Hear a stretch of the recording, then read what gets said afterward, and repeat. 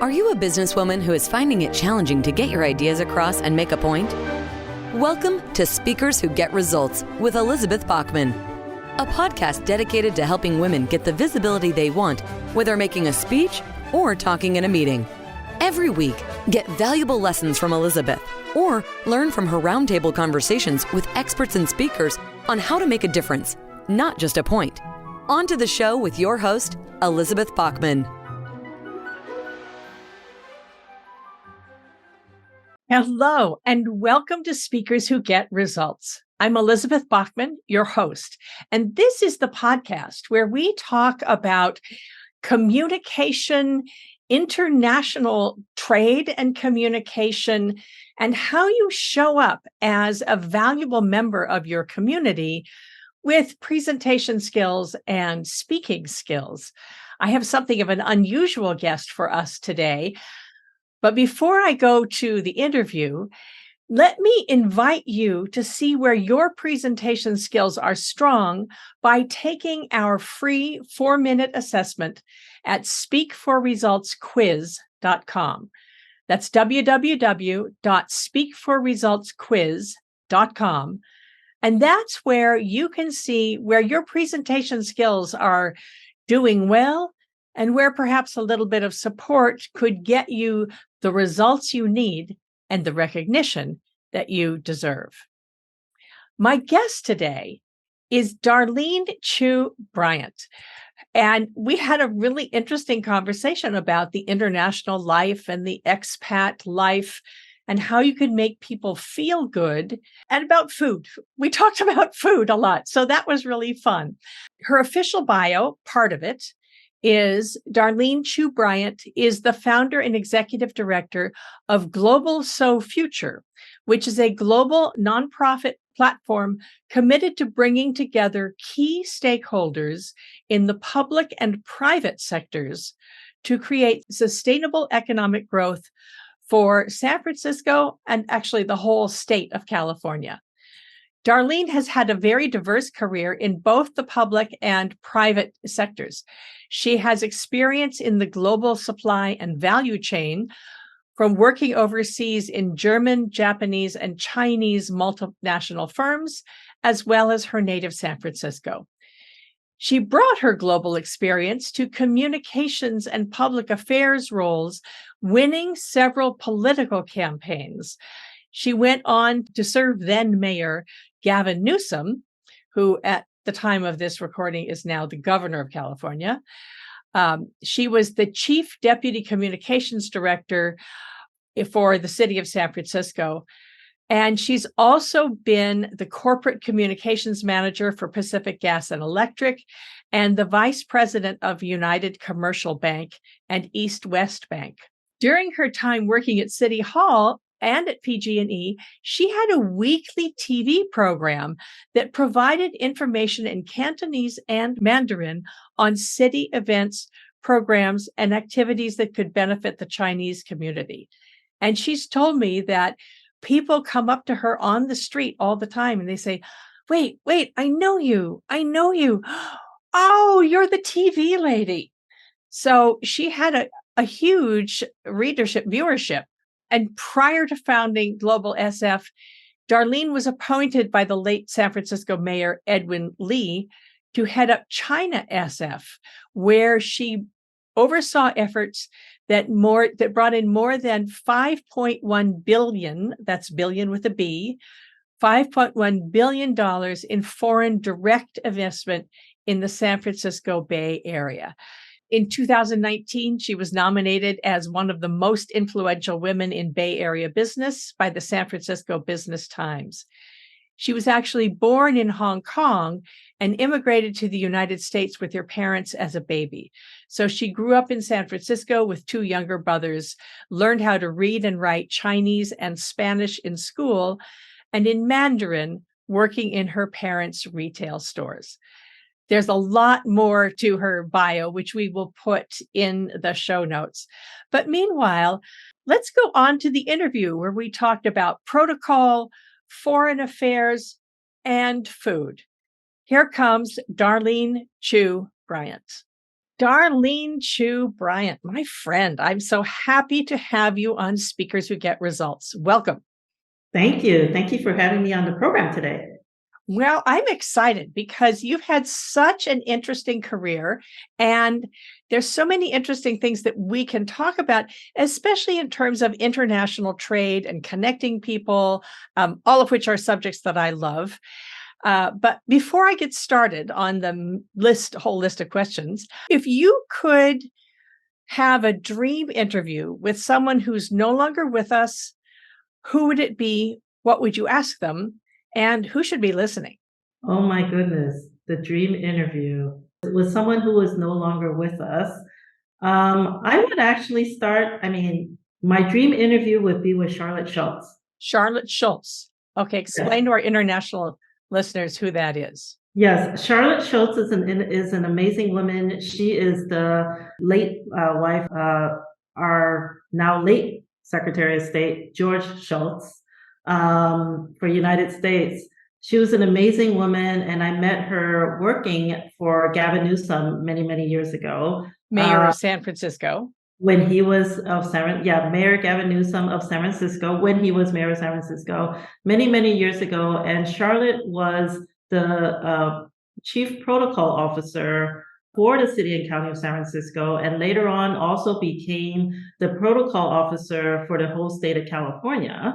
And she did serve in that capacity until she passed away last year. So I'm telling you, I miss her dearly. She was a woman who knew everyone and was kind to everyone. It didn't matter whether or not you had a title. She was just very kind to you. She recognized talent.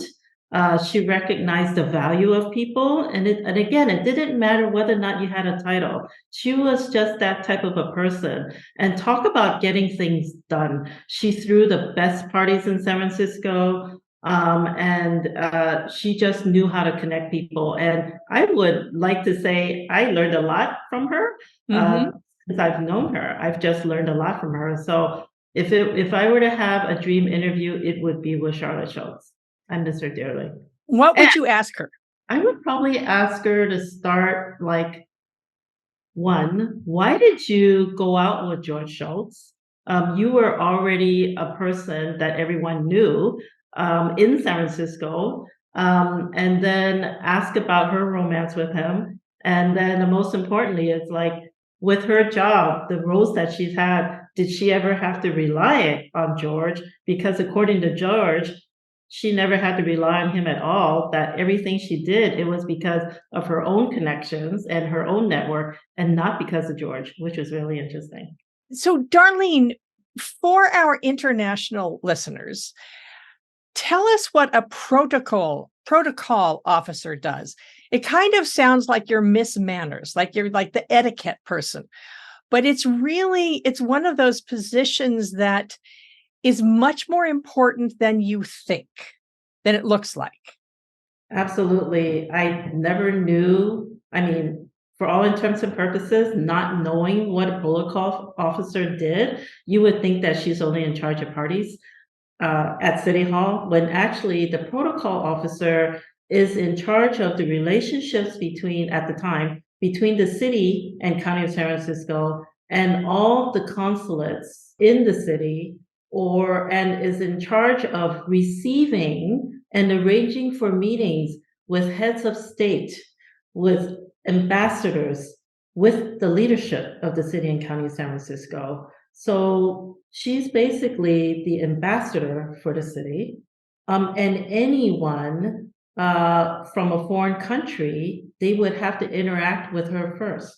So it's definitely a position of power, but also a position where you're not just receiving delegations or receiving people, you also have to understand how to communicate with all these offices, with all these representatives, with all these heads of state when they come to our city or when we're preparing for delegations or missions to go to their city or go to their countries.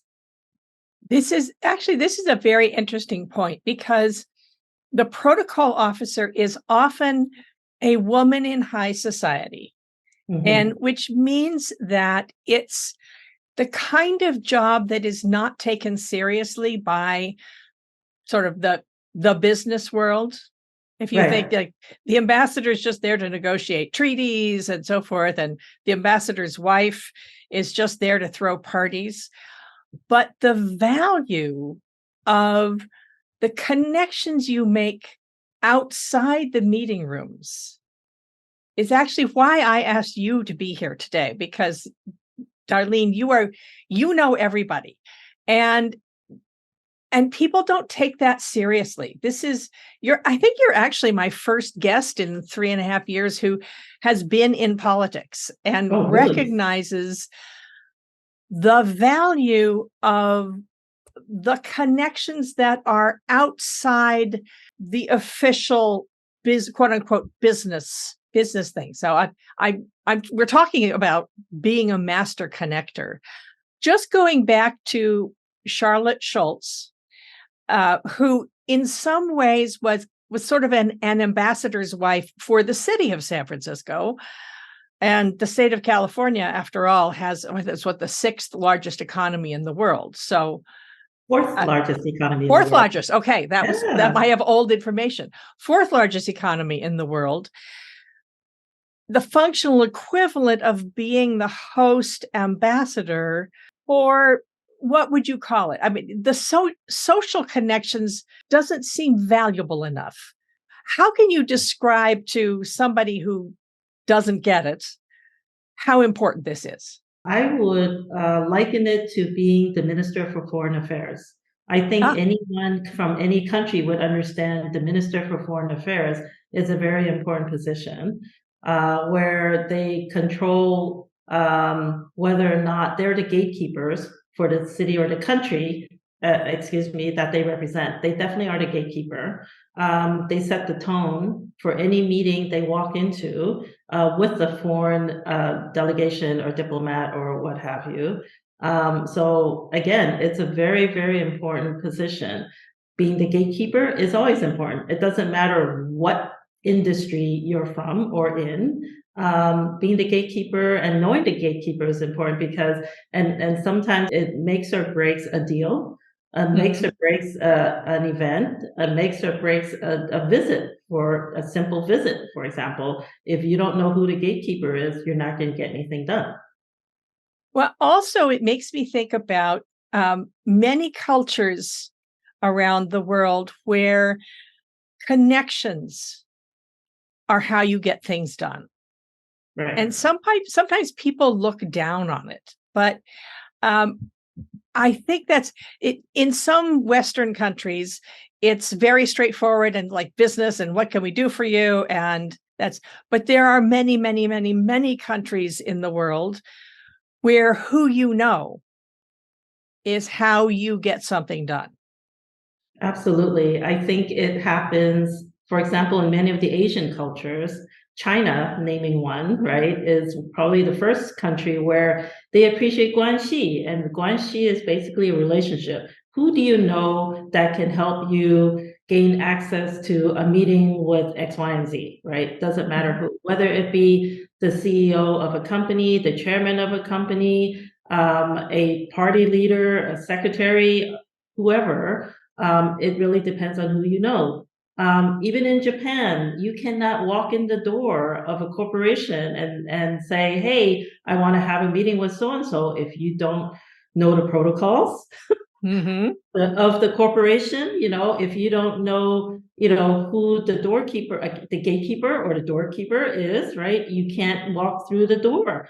You won't even be able to knock on the door for that matter if you don't know the proper protocols. The proper protocols. And the people that you should be talking to. If you just talk to something very, very interesting is in the Western culture, a secretary has no function other than being the assistant.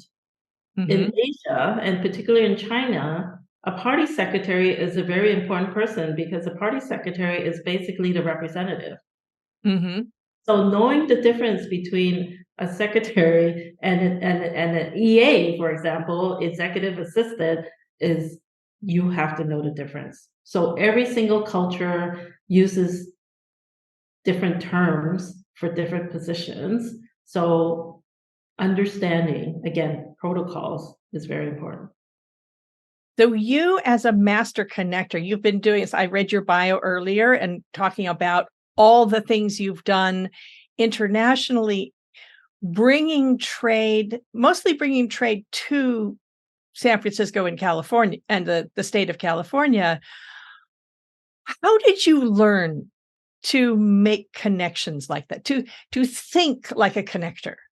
Yeah, so primarily I focused on foreign direct investment. I think it's a lot more difficult than trade, but Foreign direct investment? it's foreign direct investment, which means bringing the dollars to invest in our infrastructure, to invest in our real estate, to invest in all the different, investment funds that we have for technology, for example. But I learned, I would say, at a very early age, just watching my dad.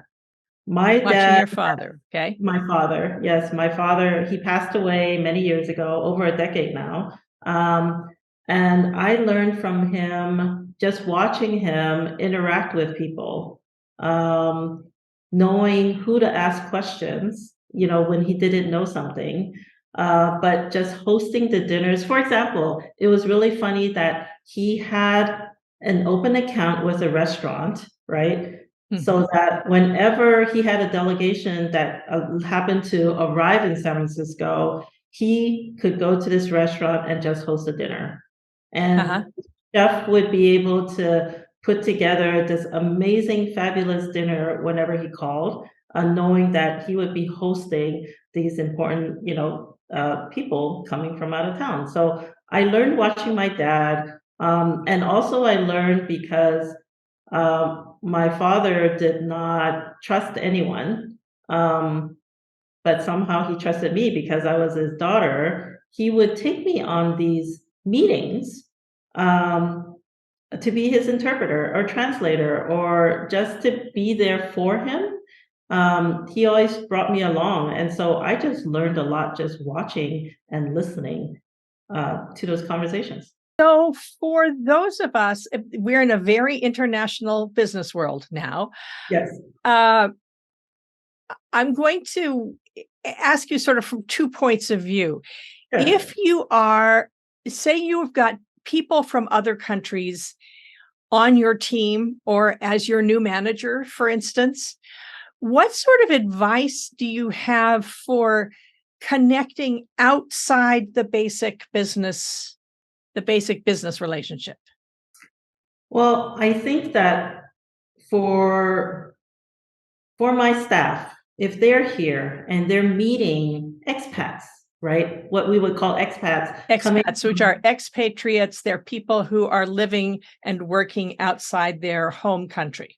Right. And for example, if they're expats here, I would say get to know them, be their friend, of course, find out what they like doing, what are some of the hobbies, some of the activities that they would enjoy, and help them feel comfortable by not just engaging, but by introducing them to friends who have the similar or same hobbies and interests so that they can expand their network. I think it's always helpful if you, as a connector, right, become their Google. Okay. I've been called a human Google because I can answer questions, and I don't know if I like that comparison. But if I can always be the reference, a source of reference for them, I think that's always nice. That they feel and comfortable enough also to always come to me for information. When I was working at the San Francisco Opera, and I was just a lowly assistant, we always had singers from out of town. Basically, if you're at any opera or symphony, you're not exciting if you're local. So the stars are always from out of town. And once I started traveling in the opera, I never worked at home. I always, because you weren't exciting. Food was always a great connector. And I remember I wasn't making very much money as the fourth assistant from the left backstage. So I lived in a very cheap apartment in the outer Mission district of San Francisco. And there was a little Chinese restaurant that had taken over a pizza parlor. An Italian pizza place had gone out of business. And the Chinese restaurant moved in and they said, well, we've got a pizza oven. Let's serve pizza. And they created a Chinese pizza. This was before Wolfgang Puck was doing his designer pizzas.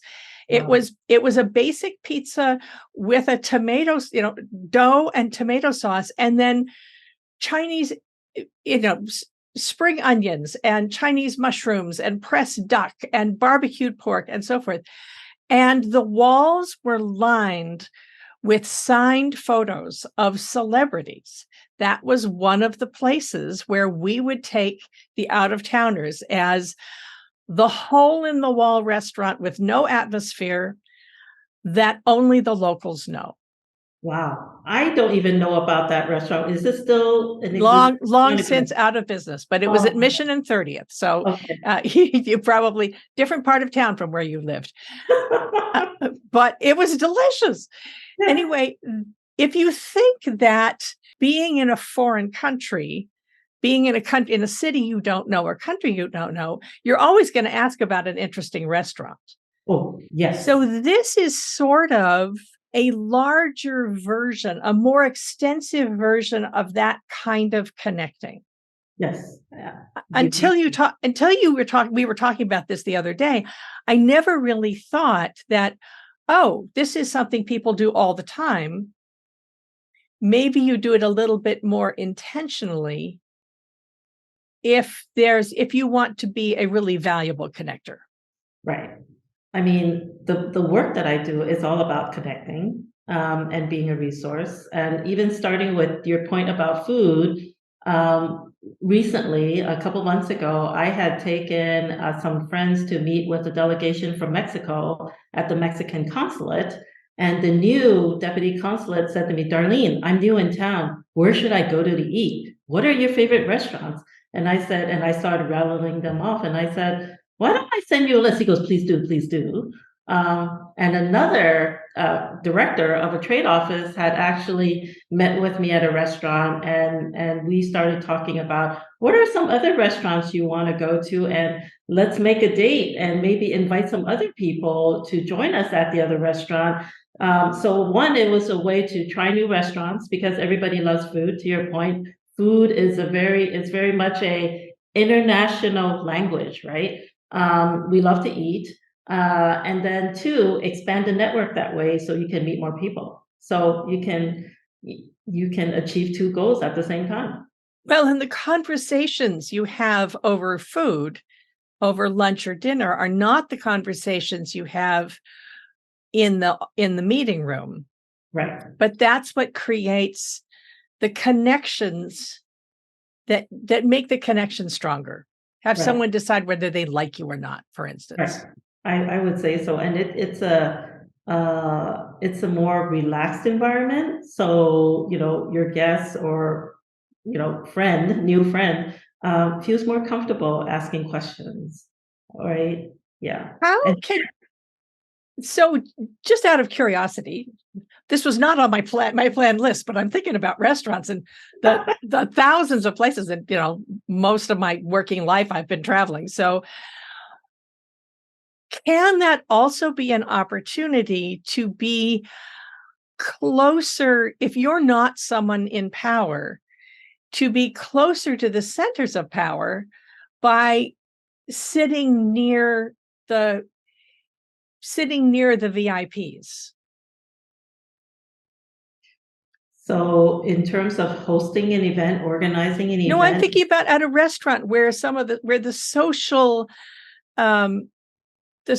barriers are a little more relaxed. Just thought of that now, but indeed, that's one of the ways that you can get to know the people you would not normally be introduced to. So this is one thing I do, and I started this a couple of years ago. So China Live is one of the new hip, Chinese restaurants in San Francisco.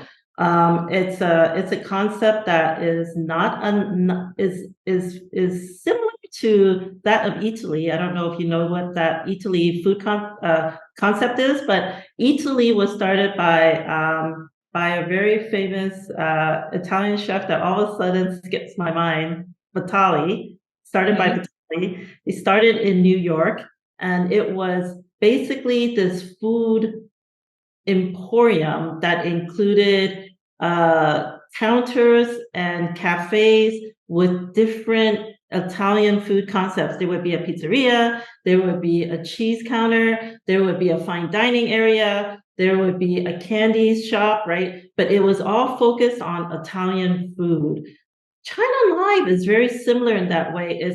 They have a fine dining restaurant called Eight Tables.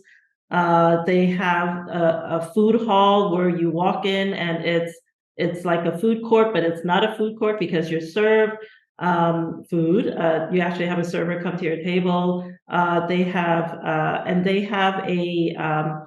an area where you can buy ingredients, condiments, different Chinese, even toys for kids. You can buy a panda bear for your niece or nephew, and they have different items that you would need in a kitchen, right, for a Chinese kitchen. They also have two separate bars. They have one cool bar on the second floor where they call the cold drinks lounge, right? The cold drinks bar that's named after a bar in China, in Shanghai. And then downstairs, they have a regular bar where people just hang out at, and you can order wine from California out of barrels. So it's kind of cool. And I used to host, and I don't know why I stopped. I think the pandemic made a huge difference. But after they opened, I started hosting every single month a repack club. So for anybody who has ever lived repack club, right? So what's a repack club? A repack club is for anybody who has ever been an expatriate in their life and they have lived overseas. They come back to San Francisco and the Bay Area, and they're living home again, basically, right? They're coming back to the United States, or they have moved to the United States. We would invite them and say, please join the repack club. So we have over 100 people in our little list, right? Social media chat group, and I would invite them, and every single month I would see different groups of people who were able to make it and join us for people who appreciated, who had enjoyed living overseas and appreciated the opportunity to talk about it when maybe their next door neighbor had never actually left, right? Had never gone farther than 30 miles or something. Right, exactly. And most importantly, expats appreciate the camaraderie that you have being expatriates overseas. And I'm sure you know that, Elizabeth. It's just a different type of a relationship. And when you come back to home, you just bring it back, and you're just as welcoming and just as open and just as willing to spend time with a friend. Tell us a little bit.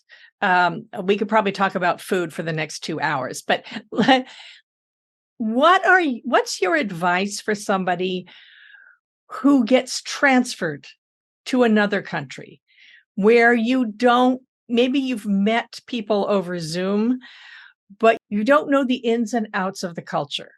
Yeah. You might think you've seen pictures of Japan, but that you go to Tokyo and it's completely different than the pictures.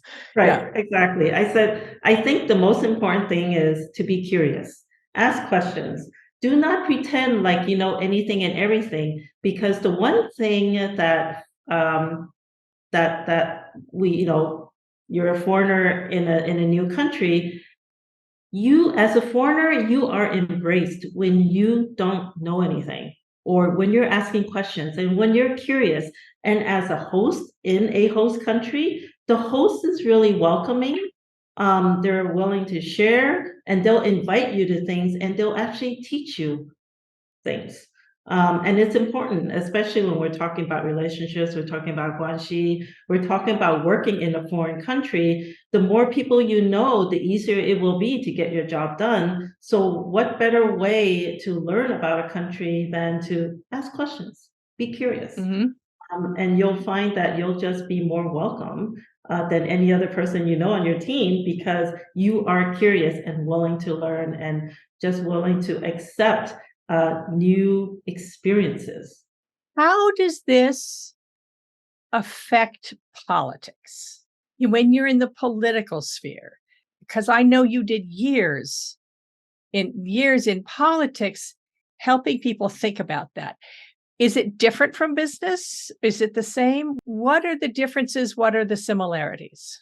I would say it's very, very similar in that you have to be sure you're asking the right questions. You have to be careful who you bring to the table. For example, if you have a dinner party, you have to make sure you're not inviting competing interests to the table.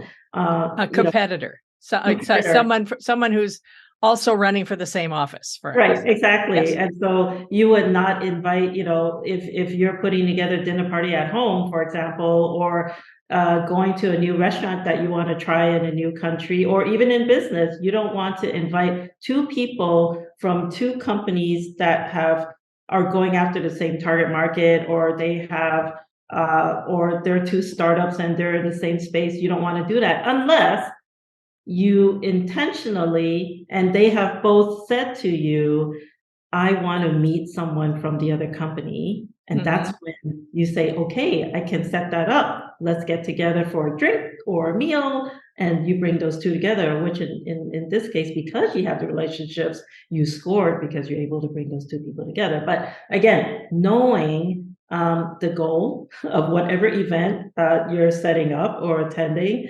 and making sure you have the right people in that room or at the right table. And it is very, very similar that way. You don't want to upset anyone at the end of the day.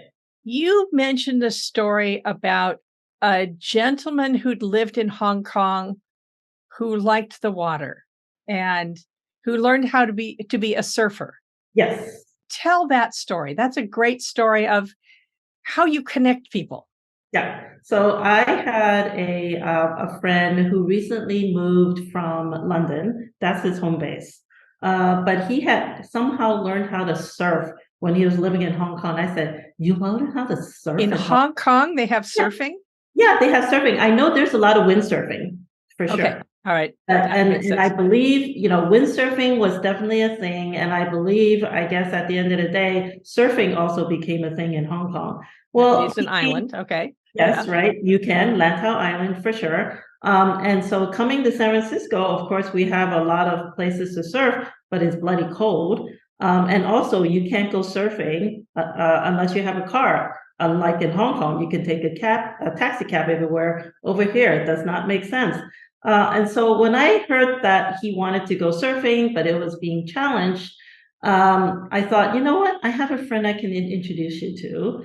A very good friend of mine is also, I guess you can call him an expat, but he's a Swiss. He had lived in China and Hong Kong before. And he's also a brand new surfer. Well, at this point, he's already been surfing for more than a year, not so new anymore, but he's a surfer. And I said, why don't I connect the two of you and see if, you can figure out where you can surf together, or, what kind of tips you can learn from him to be a surfer now, and more importantly, make a new friend. And so I connected the two of them, and they're now talking to each other, and he's learned some tips on how I can go surfing next and where I should be going surfing, and what can I do. So I was able to make a new connection or connect to people. And I've seen you work a room where somebody says, well, I'm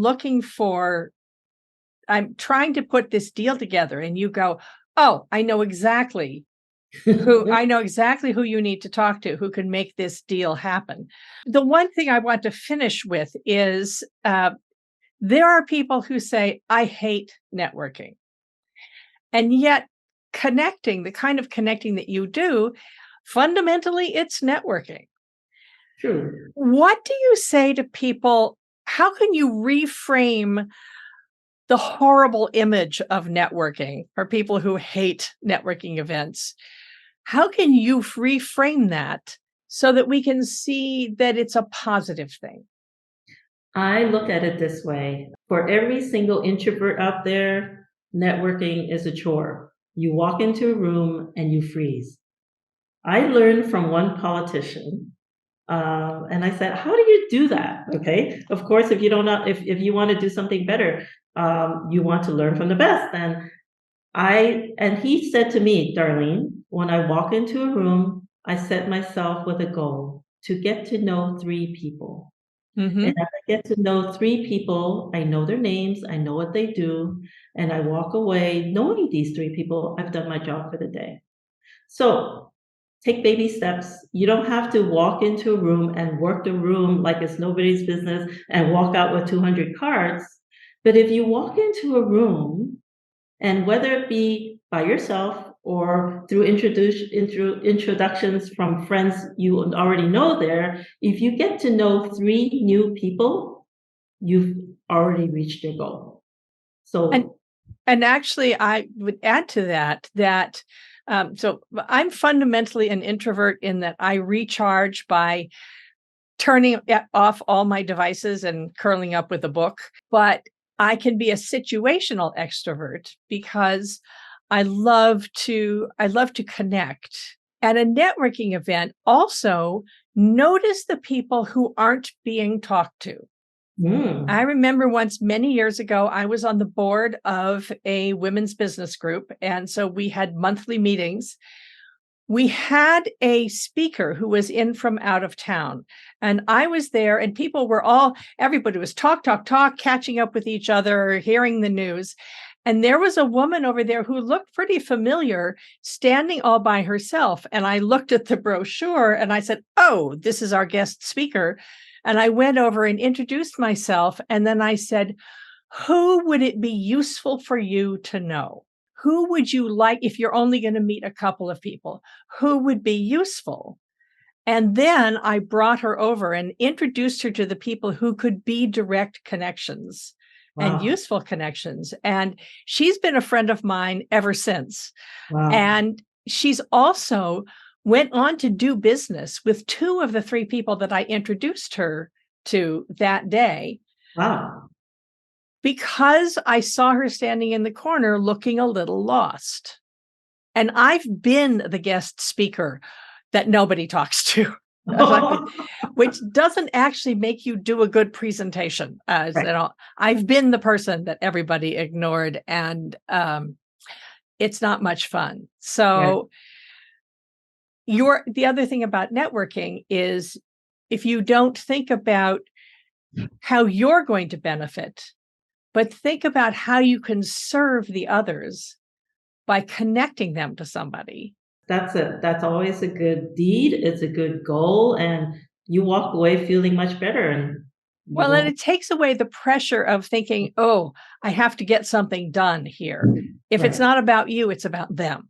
Right, exactly, and if you make it about them, it'll be helping you later on down the road, right? Yeah, and it makes you more easy. Don't forget to ask. Hopefully, they're going to say, "Who do you need to meet?" And then you can say, then you already know who you want to meet. So this is how I taught myself to love networking. Oh, As that's from somebody who was often sort of hiding in the corner when I didn't know anybody. So I actually do that too, believe it yeah. or not. Yeah. Darlene, I am so happy that you could join me. This was a very different interview, but a really useful one. So I'm just delighted that you came on to Speakers Who Get Results. Yes. Thank you. I'll have you back one of these days. Okay, well, thank you so much, Elizabeth, for having me. I was delighted to get the call, and the opportunity to share and to talk about networking, talk about guanxi and Well, relationships. guanxi. I'll put the English spelling of the word into the show notes. And Okay. this has been Speakers Who Get Results. I'm Elizabeth Bachman, your host. If you had a good time, please tell your friends, subscribe to us on YouTube, share the information on LinkedIn, and most importantly, do us a favor by giving us a good review and a subscription on Apple Podcasts. That's the one that people pay attention to. So that's the one that matters. This has been Speakers Who Get Results. I'm Elizabeth Bachman. I'll see you on the next one. We have just concluded another great episode of Speakers Who Get Results with your host, Elizabeth Bachman. If you got value from today's episode, please feel free to share us with your friends and colleagues. You may also visit elizabethbachman.com for additional resources. Be sure to tune in every week for new episodes, and thanks for tuning in.